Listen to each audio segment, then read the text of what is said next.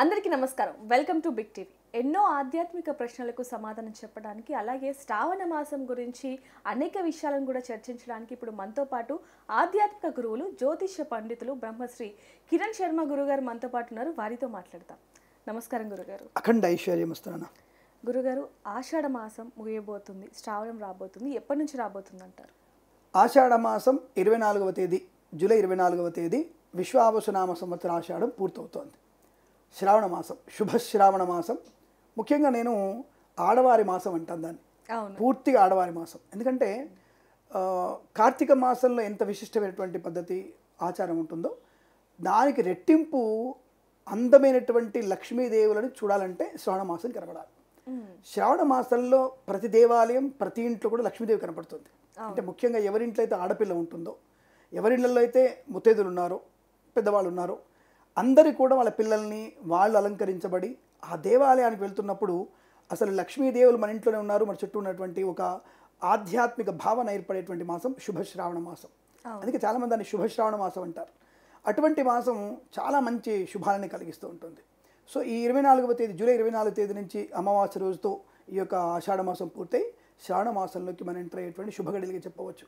అందులో విశేషమైనవి మంగళగౌరి వ్రతాలు, ముఖ్యంగా మంగళగౌరి వ్రతాలు. అందులో ఈసారి మనకి శ్రావణ మాసం మొదలయ్యేదే శుక్రవారంతో మొదలవుతుంది. అది ఇంకా విశిష్టత. అంటే అటువంటి యోగము. అందులో ఇంకొకటి నేను బాగా పరిశీలించాను, పుష్యమి ఆశ్లేష నక్షత్రంతో శ్రావణ మాసం ప్రారంభమవుతుంది ఈసారి.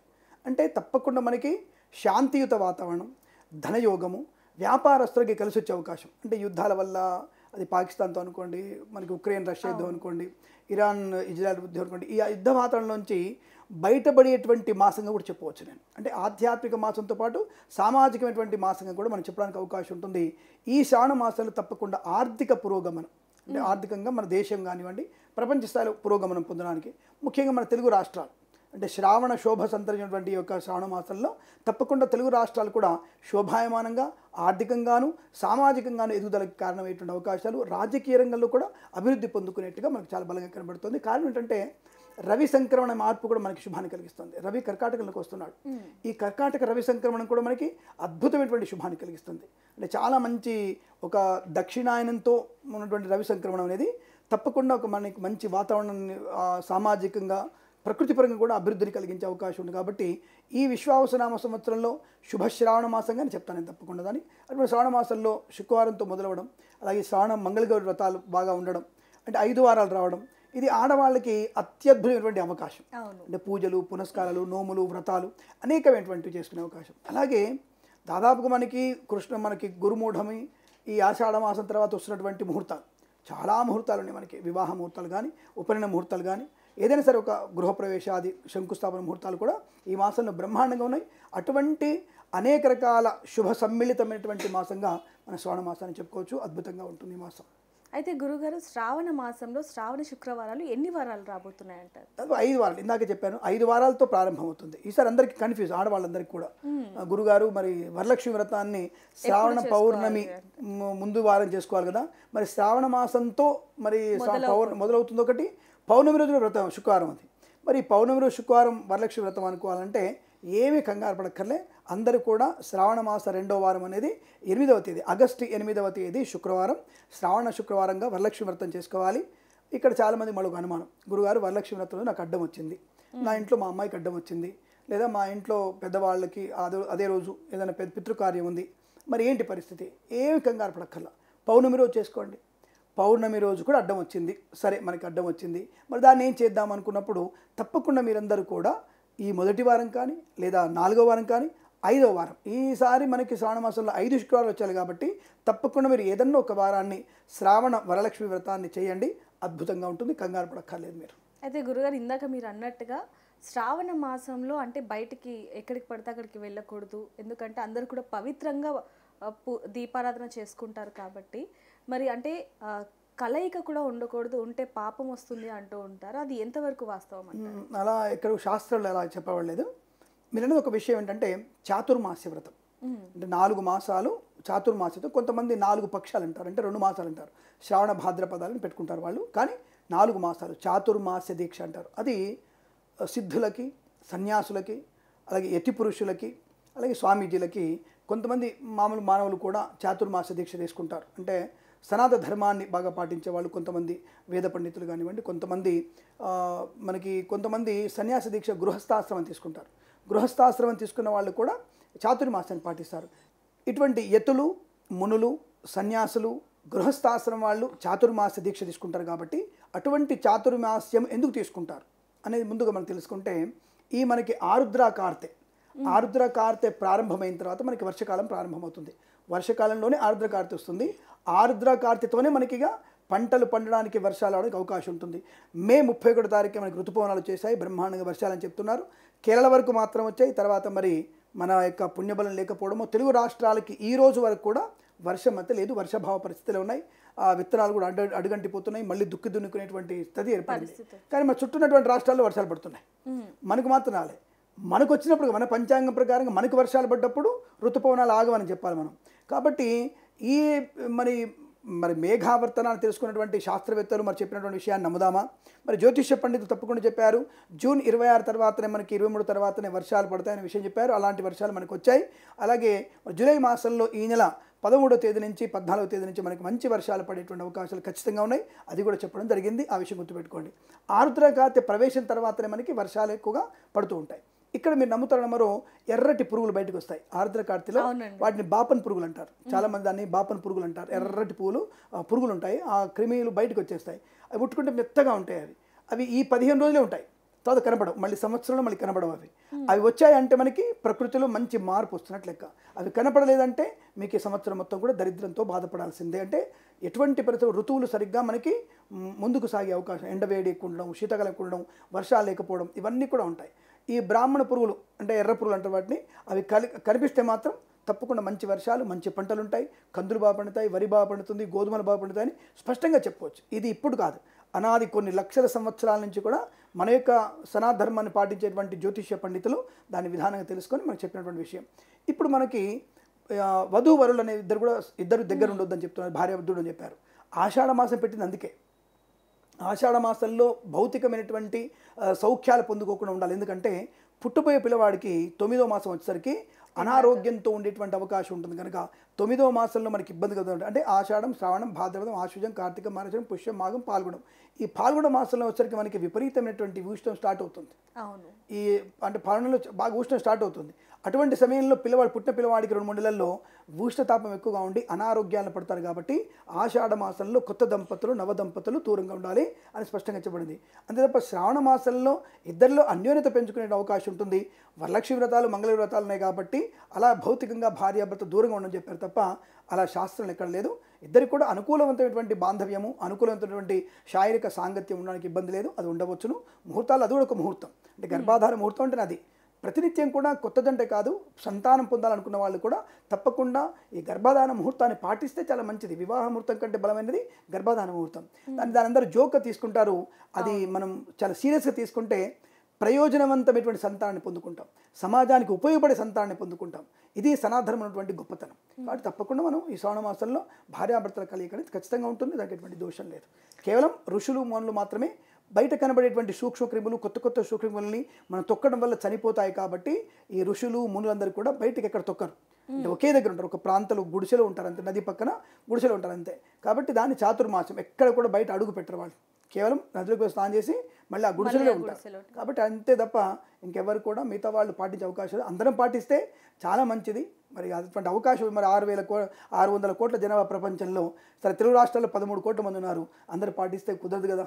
కాబట్టి ఎవరి దారి వాళ్ళది. కాబట్టి కనీసం ఋషులు, మునులైనా సరే పాటిస్తారు. కాబట్టి లోక కళ్యాణం జరుగుతూ ఉంటుంది. అది విషయం. గురుగారు, శ్రావణ మాసంలో వరలక్ష్మి వ్రతం మొదటిసారి చేసుకునే వాళ్ళకి ఉండే నియమాలు ఏంటండి?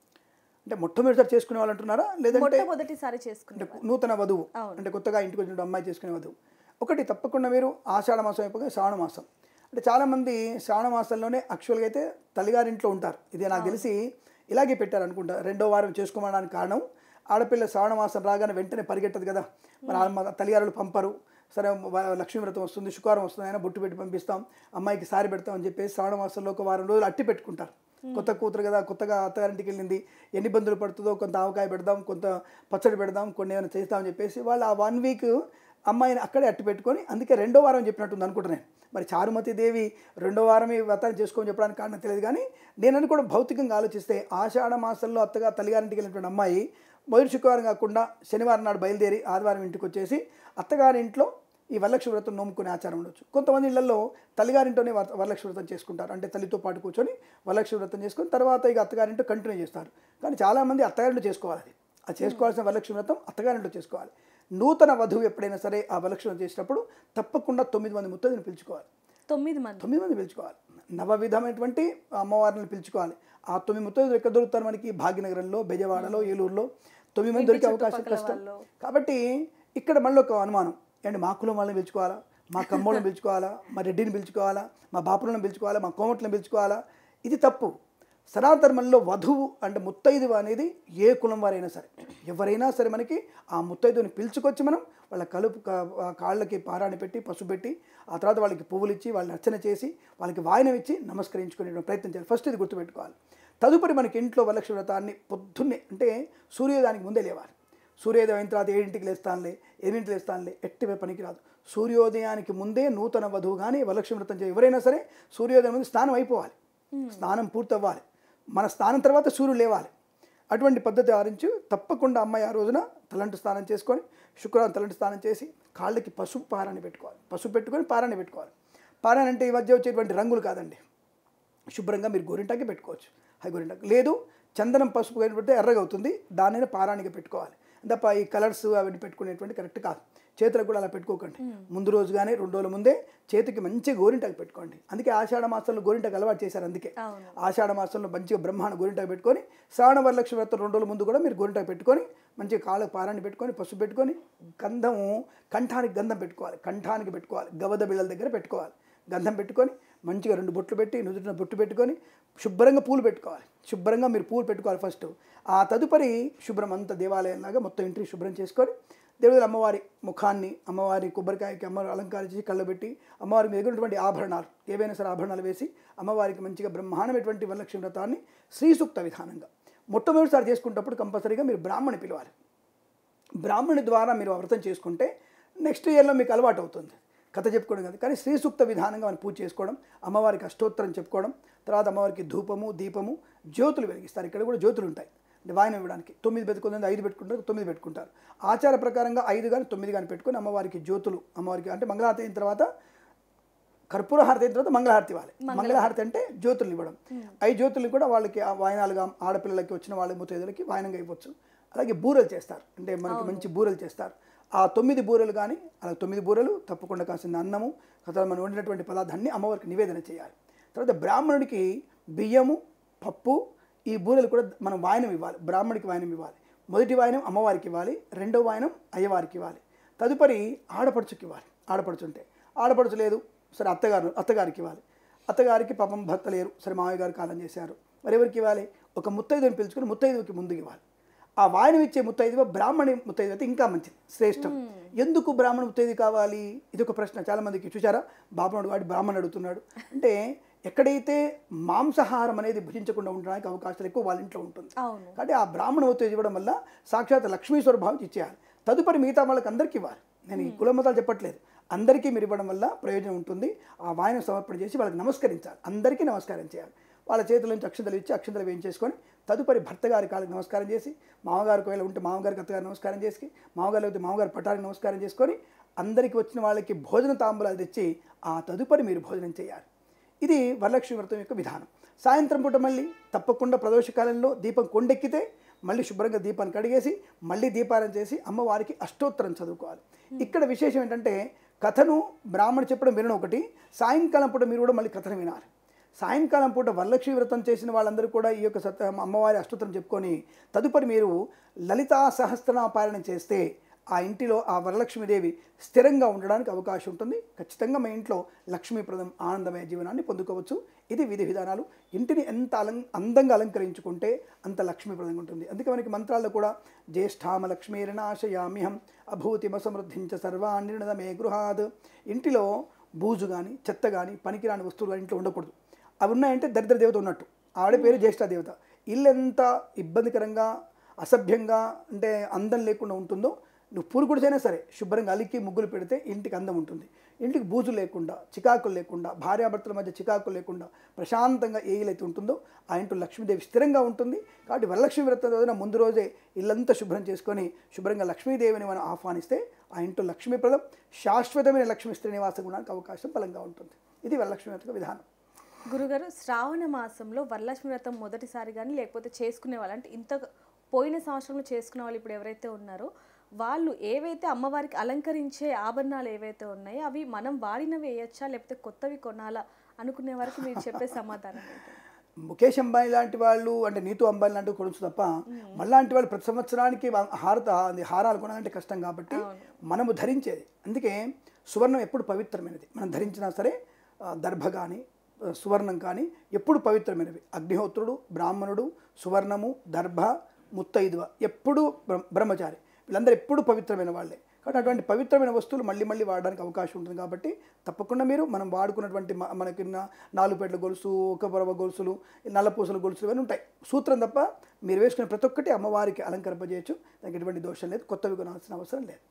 అయితే గురుగారు, మన గత వీడియోలో చెప్పుకున్నట్టుగా అంటే కొత్తగా పెళ్ళైన వాళ్ళు అమ్మగారి ఇంట్లో కూడా చేసుకుంటారు అని మాట్లాడుకోవడం జరిగింది. మరి ఏదైతే ఫలితం వస్తుందో, అంటే అత్తగారి ఇంట్లో చేసుకున్న అమ్మగారి ఇంట్లో చేసుకున్న అదే ఫలితం ఉంటుందంటారు? తప్పకుండా ఉంటుంది. అయితే ఇక్కడ ఏంటంటే కొంతమంది ఆనవాయితీ, అంటే అమ్మ పెట్టినట్టు వరలక్ష్మి గౌరీ అంటే అమ్మవారికి ఇంటూ గౌరీ ఉంటుంది. ఆ గౌరీ పక్కన ఈ అమ్మాయి కూడా వరలక్ష్మి అమ్మని ఆహ్వానం చేసి కలశం పెట్టుకొని తల్లితో పాటు చేయించుకొని తదుపరి అత్తగారింటికి పంపే ఆచారం ఉంది. కానీ అందుకన్నాను ఇందాక మన గత వీడియోలో చెప్పేది, ఎందుకంటే అత్తగారింట్లో చేసుకోవడం శ్రేష్టం. ఎందుకంటే భర్త గారు అక్కడ ఉంటారు, భర్త గారితో పాటే ఉండాలి. ఎందుకంటే ఇప్పుడు అప్పటికి ఇంకా ఆయన ఆషాఢ మాసం కాబట్టి భర్త ఇక్కడ రాడు, ఎడుకోసం ఎదురు చూస్తుంటాడు ఆయన. అంటే ఈయన ఎదురు చూస్తున్నాడు కాబట్టి అక్కడికి వెళ్ళిన తర్వాత ఆ అమ్మాయి అక్కడ వ్రతం చేసుకున్నప్పుడు భర్త అక్కడ భర్తకి నమస్కరించాలి. ఆయన ఇక్కడ పిల్లలం కన్నా ఇక్కడ వెళ్ళాలి. ఎందుకంటే అందుకనే ఆషాఢ పట్టి, శ్రావణ పట్టి అని చెప్తుంటారు.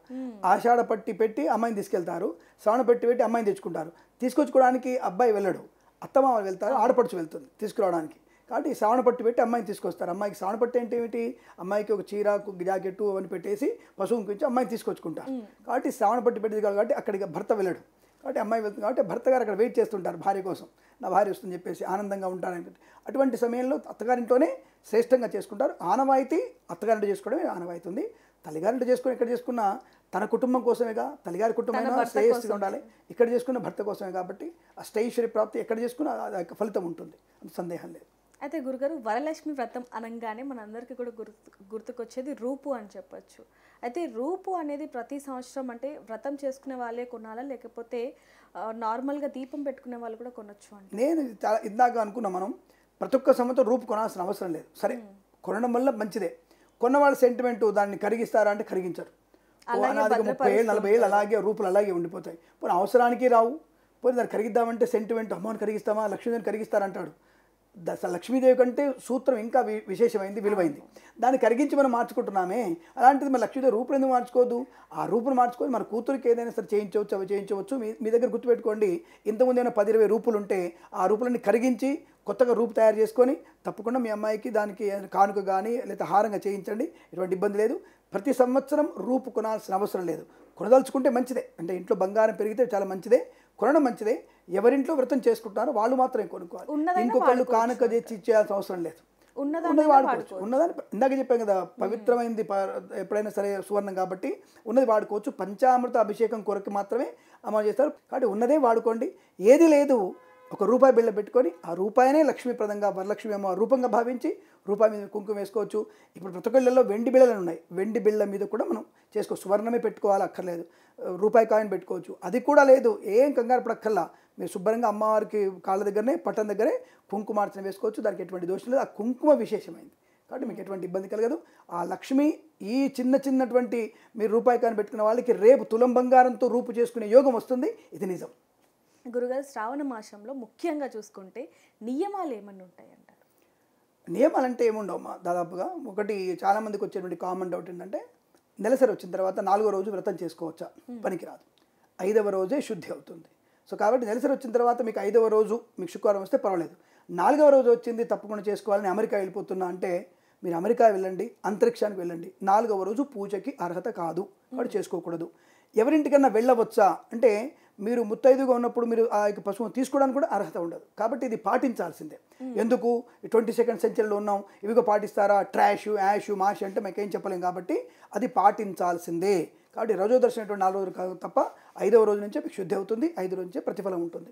రెండవది విధి విధానాలంటే ఇందాక అనుకున్నట్టే ప్రతి ఒక్కటి కూడా మానసికంగా శారీరకంగా శుద్ధిగా ఉండాలి.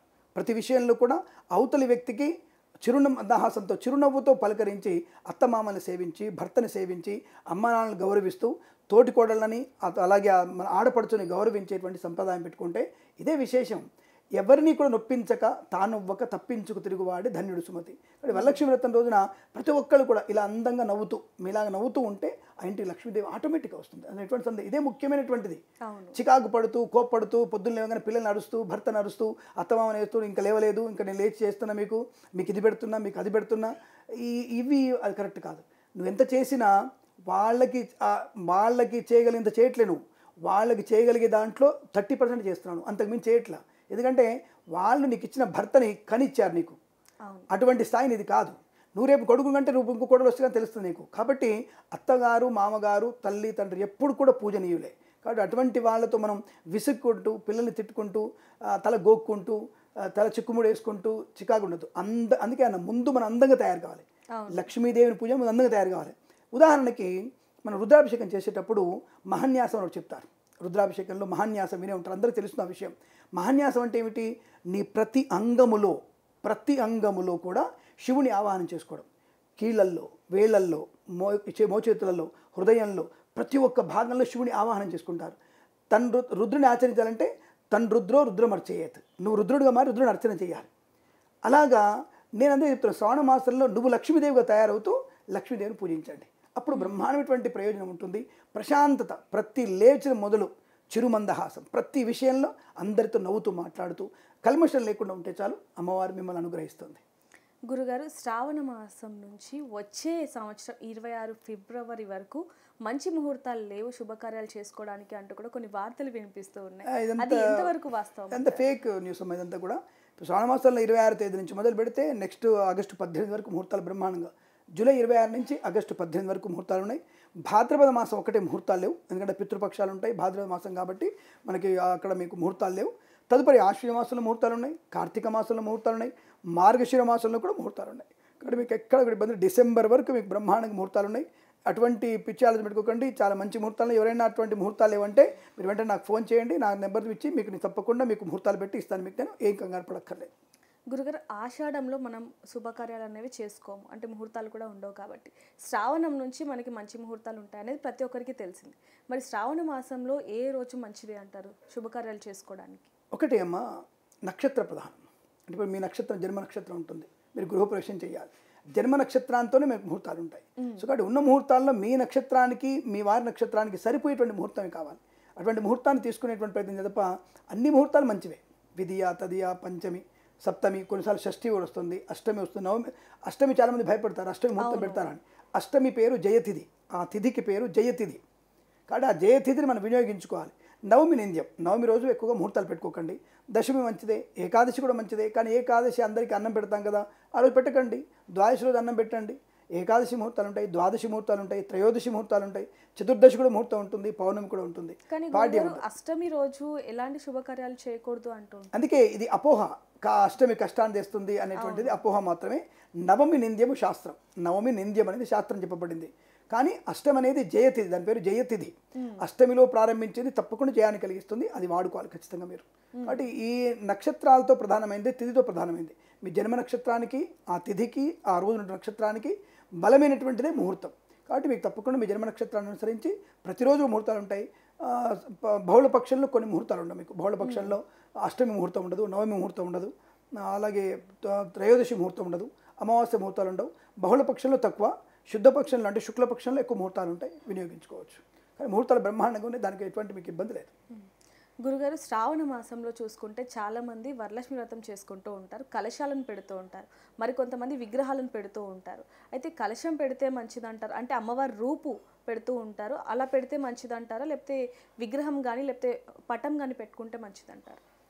ఒకటి, సోషల్ మీడియా పెరిగిపోయిన తర్వాత ప్రతి ఒక్కళ్ళు వాళ్ళ అమ్మవారిని అలంకరణ చేసుకొని ఒక బిందె పైన ఒక మంచి ఆ చిన్న బిందె, ఆ చిన్న బిందె మీద చిన్న కలశం పెట్టి అమ్మవారి ముఖాన్ని పెట్టి చీర అందంగా చీర కట్టి అందంగా జడ వేసి బంగారం పెట్టి ముక్కెరు పెడుతున్నారు, ముక్కులు పెడుతున్నారు, అమ్మవారికి కొబ్బరి పెడుతున్నారు, అలాగే అమ్మవారికి అనేక అలంకారం చేస్తున్నారు. అలంకారం అనేది వాళ్ళు తీసుకొని రీల్స్ వేసుకొని పెడుతున్నారు. మంచిదే, సంప్రదాయం, మంచి అమ్మవారిని అలంకరింపజేయడం మంచిదే.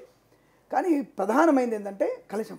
అంటే మన చిన్న కలశంలో అమ్మవారి కొబ్బరికాయ పెట్టి దానిపైన జాకెట్ ముక్క ఉంచి అందులో ఆవాహనం చేస్తారు. శ్రీ వరలక్ష్మీ దేవత ఆయన మహా ధ్యాయామి, ధ్యానం సమర్పయామి, ఆవాహయామి, ఆసనం సమర్పయామి. కలశం మీదే పూజ, రూపం మీద పూజ ఉండదు. రూపం అలంకారం కోసం మాత్రమే, మీరు అమ్మవారిని చూస్తూ ఆనందపడడం కోసం మాత్రమే అటువంటిది చేసుకోవచ్చు. కానీ కలశమే ప్రధానమైంది.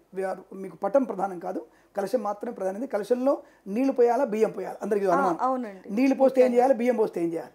నీళ్లు పోస్తే శుభ్రంగా మర్నాడు మీరు బకెట్లో పోసేసుకొని మీ నలుగురు అంటే పిల్ల, భార్య, భర్త, అత్తగారు, మామగారు అందరూ స్నానం చేయవచ్చు, దానికి ఎటువంటి దోషం లేదు. బియ్యం పోస్తే ఆ బియ్యాన్ని మనం నైవేద్యంగా వండుకొని తినాలి. అది ఆల్రెడీ నైవేద్యం, అమ్మవారికి సమర్పణ చేసింది. మళ్ళీ దాన్ని వండి వాళ్ళు నైవేద్యం పెడుతుంటారు. అవునండి, నైవేద్యం పెట్టకూడదు. ఆ బియ్యాన్ని వండి అమ్మవారికి నైవేద్యం పెట్టాలి. ఆల్రెడీ ఆ బియ్యం నైవేద్యం పెట్టబడినవే, అమ్మవారికి సమర్పించిన బియ్యమే అవి. కాబట్టి మళ్ళీ ప్రత్యేకంగా వండి అమ్మవారికి సమర్పించక్కర్లేదు. ఆ బియ్యం వండుకొని మనం అదే ప్రసాదంగా భావించి తినేసేయచ్చు, డైరెక్ట్గా నైవేద్యం పెట్టక్కర్లేదు. బియ్యం పోస్తే మనం నైవేద్యం వండుకొని తినాలి. నీళ్ళు పోస్తే మనం శుభ్రంగా మర్నాడు స్నానానికి మనం వినియోగించుకోవచ్చు, ఎటువంటి దోషం కాదు, అది శుభాన్ని కలిగిస్తుంది. కొబ్బరికాయ ఏం చేయాలి? కొంతమందికి ఇంటికి కడతారు, అంటే ఎర్రగుడ్డలో కట్టేసి ఇంటికి కడతారు.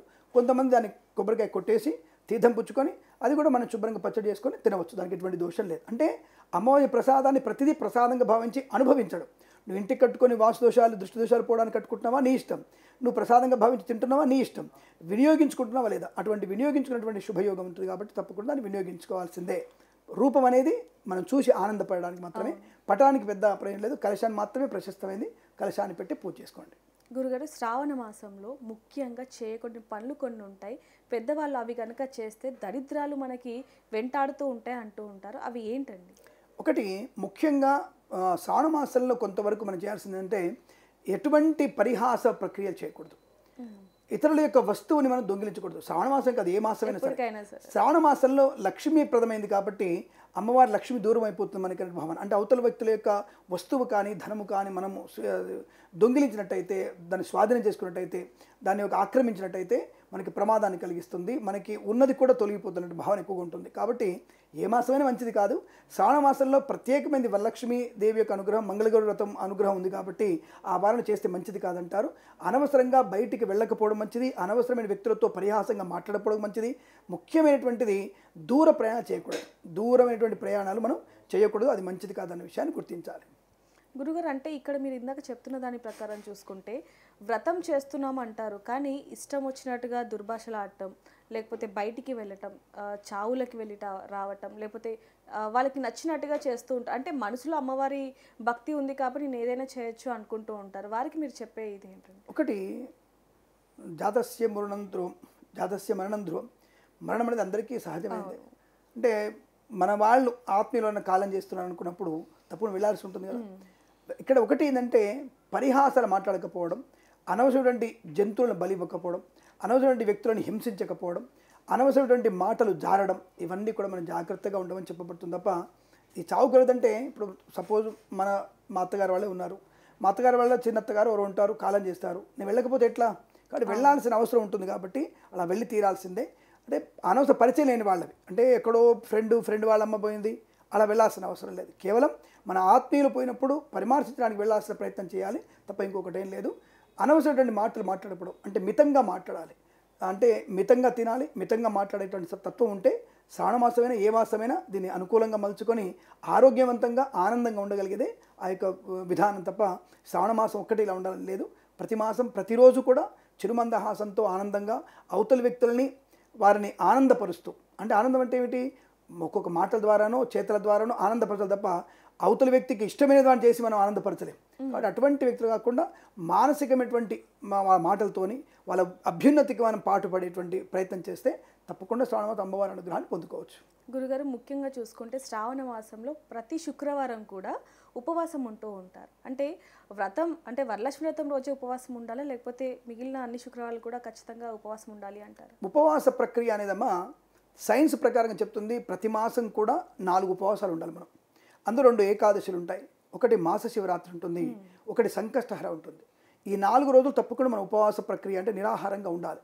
సైన్స్ కూడా అదే చెప్తుంది. వారంలో ఒక రోజు కనుక బాడీలో మనం ఏం తినకుండా ఉంటే తెల్ల రక్త కణాల వృద్ధి ఉంటుంది, ఎర్ర రక్త కణాల వృద్ధి బాగా ఉంటుంది. లోపల అనేక రకాలైనటువంటి సూక్ష్మ క్రిములు అంటే బలహీనమైనటువంటి తత్వాన్ని ఇబ్బంది పెట్టేటువంటి క్రిములు నశించి మంచి క్రిములు బయటికి ఉత్పన్నమవుతాయి. కాబట్టి నక్తం ఉండమని చెప్పి సైన్స్ కూడా చెప్తోంది. ఈ సైన్స్ చెప్పే కంటే ముందే మహాశివరాత్రి రోజు నక్తము, సంకచరణి మన వాళ్ళు ఎప్పుడో చెప్పారు. అంటే అలా ఉండడం వల్ల చైతన్య స్థితి బాగా ఉంటుంది, బుద్ధి వికాసం బాగా ఉంటుంది. కాబట్టి నక్తం అనేది ఉండాలి. ఆల్రెడీ మనకి ఏకాదశులు, మనకి సంకష్టాలు ఇవన్నీ వస్తున్నాయి మన అదృష్టం కొద్దీ. దాంట్లో మళ్ళీ ఈ 4 వారాలు 5 వారాలు నక్తముగా ఉండాలి, ఉపవాసం ఉండాలంటే కష్టం. కాబట్టి వరలక్ష్మి వ్రతం రోజు చేసుకునే రోజు మాత్రమే పూజ అయ్యేంత వరకు, ముత్తైదువులు భోజనం చేసేంత వరకు, బ్రాహ్మణ భోజనం చేసేంత వరకు మీరు నక్తంగా ఉండి తర్వాత భోజనం చేయాల్సిందే. కాబట్టి వరలక్ష్మి వ్రతం ఎలా మీరు నక్తంగా ఉంటారు? మీరు లక్ష్మీదేవికి నైవేద్యం పెట్టి మనం తప్పకుండా ఒక ముత్తైదుకి అన్నం పెట్టి మనం భోజనం చేయాలి కదా. కాబట్టి వరలక్ష్మి వ్రతాలలో నక్తం అనేది ఏం లేదు. కానీ పొద్దున్న నుంచి వ్రతం అయ్యేంత వరకు మాత్రం నిరాహారం కూడా, కేవలం టీ, కాఫీ, లేదంటే మంచినీళ్ళు, లేదంటే పాలు తాగి ఒక 2 పళ్ళు తిని మాత్రమే ఉండాలి తప్ప మీరు పూర్తిగా మీరు అన్నం తిందాం, టిఫిన్ చేద్దాం, గారెలు వేసుకుంటాం, బూరెలు వేసుకుంటాం మాత్రం తినకూడదు. ముత్తైదువికి బ్రాహ్మడికి వాయనం ఇచ్చిన తర్వాత మీరు భోజనం చేయాలి. అత్తమామలకి పెట్టి, భర్తకి పెట్టి ఆ తర్వాత మీరు భోజనం చేయాలి. అది విధానం. అలా చేస్తేనే మనకు ఆరోగ్యవంతమైన లక్షణం ఉంటుంది, అమ్మవారి అనుగ్రహాన్ని పొందుకోవచ్చు. గురుగారు, ముఖ్యంగా శ్రావణ మాసంలో పఠించాల్సిన మంత్రం ఏంటండి? ఒకటి, ప్రతిరోజు కూడా ఎవరైతే లక్ష్మీ అష్టోత్తరాన్ని చదువుతున్నారో, ప్రకృత్యై నమః, వికృత్యై నమః, శ్రద్ధాయ నమః, విభూత్యై నమః, ఇలా ఎవరైతే లక్ష్మీ అష్టోత్తరం చదువుతున్నారో వారికి లక్ష్మీప్రదం. రెండవది, వీలైంది సాయంకాలం పూట ప్రతిరోజు శ్రావణ మాసంలో లలితా సహస్రనామ పారాయణం ఎంత భక్తిగా మీరు చేయగలిగితే మీతో పాటు అది విన్న వాళ్ళందరికీ కూడా లక్ష్మీప్రదం, ఆనందమయంగా ఉంటుంది. దానివల్ల మనకి, మనతో పాటు అందరికీ, మన వీధుల వాళ్ళకి కూడా లక్ష్మీ స్థిరంగా ఉంటుంది. దానివల్ల ప్రయోజనం ఉంటుంది. ఎప్పుడైతే మనము లోక కళ్యాణం కోసం పాటుపడుతున్నాము, ఎవరైతే ఇతరుల కొరకు మనం కూడా పూజిద్దాం అనుకుంటున్నామో వారింట్లో లక్ష్మీదేవి స్థిరంగా ఉంటుంది. ఫస్ట్ ఎందుకంటే 10 మందికి సేవ చేయాలని తపన ఉంది కదా, నీకు ఆ తపన కోసం నువ్వు ఖర్చు పెట్టాలిగా. ఖర్చు పెట్టాలంటే నీకు అమ్మవారు ఉండాలిగా. అందుకని నువ్వు లోక కళ్యాణం చేసేటువంటి పనిని సంకల్పం పెట్టుకుంటే, పరులు కూడా బాగుండని కోరుకుంటే నీకు వృద్ధి, లక్ష్మీ వృద్ధి పొందుతుంది. అకస్మాత్తుగా రెండు చేసి అయ్యో నాకు ఇది కావాలి, అక్క నాకు వదిన నాకు ఇది కావాలన్నప్పుడు తీసి ఒక ₹1,00,000 ఇవ్వగలిగేటువంటి శక్తి నీకు ఉండేటువంటి స్థితిని అమ్మవారికి ఏర్పడుతుంది. కాబట్టి లోక కళ్యాణం, లోకహితం కోసం నువ్వు లలిత పారాయణం, లక్ష్మీ అష్టోత్తరం చేసుకుంటే చాలా మంచిది. ప్రతినిత్యం చేయండి. కనీసం శ్రావణ, ఆశ్వీజ, కార్తీక మాసాల్లో ఎక్కువగా చేయండి. అద్భుతమైనటువంటి ప్రయోజనం ఉంటుంది మీకు. గురుగారు, శ్రావణ మాసం గురించి అనేక విషయాలను మాతో పంచుకున్నారు. ధన్యవాదాలు. అఖండ ఐశ్వర్యమస్తు. నమస్కారం. For more videos like this, subscribe Big TV channel.